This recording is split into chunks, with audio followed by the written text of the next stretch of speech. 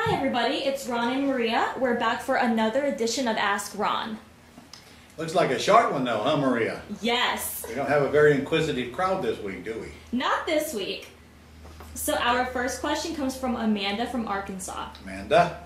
Amanda says, I've come across several houses that are in pretty good condition, but not great. They're under 100,000 ARV. Okay. So if it's too nice to wholesale, but not in a high enough price range to get a quality tenant, what direction do I go with it? Well, too nice to wholesale doesn't make any sense to me, Amanda, because that all depends on what price you can buy them for. So wholesaling is an option, but only if you do get a good low price on them.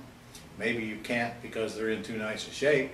You haven't told me anything about how they can be bought. If they have to be bought for cash, you may not be able to get them under contract below MAO, maximum allowable offer, that I teach in my courses and in my boot camp. So if that's not the case, the only other way to buy them is with terms. And then if you're going to buy them with terms, you're going to sell them with terms. So you're either going to lease option them from the seller and then sandwich lease them to the buyer as is, or you're going to buy them with owner financing from the seller and probably still lease option it out to the buyer as is on my Work for Equity program. So that's all I can tell you based on the limited information you gave me. Okay, and our last question is from Phil from Ohio. Hey, Phil. Phil says, when you're considering buying subject to the existing mortgage, but the mortgage has a variable rate, how do you handle it given that an increase in the rate could affect your cash flow? Do you avoid these entirely, or are there special steps or precautions? Phil, you must be a thinker brain, man. Are you an engineer or an IT or what are you? Must be a thinker brain. Listen, if it's got an adjustable rate mortgage on it, you're taking it over. There's nothing you can do to change that. Whatever's in the mortgage is going to stay in the mortgage. And if it's going to go up, it's going to go up a very small amount with the interest rates the way they are now.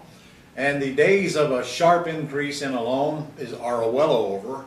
That just doesn't happen anymore the way the mortgages are written. So if it does go up, what's the big deal?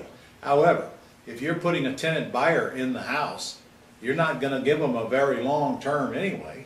So let's say you give them 2 years. Well, your mortgage isn't going up within that 2 years. Let's say it does go up during that 2 years. Now you just simply raise the rent at the end of your 2 years to compensate for the mortgage increase. No way I'll avoid them. You know what?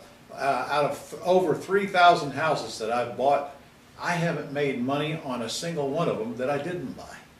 We have to buy them or we don't make any money, Bill. And adjustable rate mortgage, I don't even give it a second thought. All right, and that's all we have for this week's Ask Ron. Okay. Thank you, Ron. Well.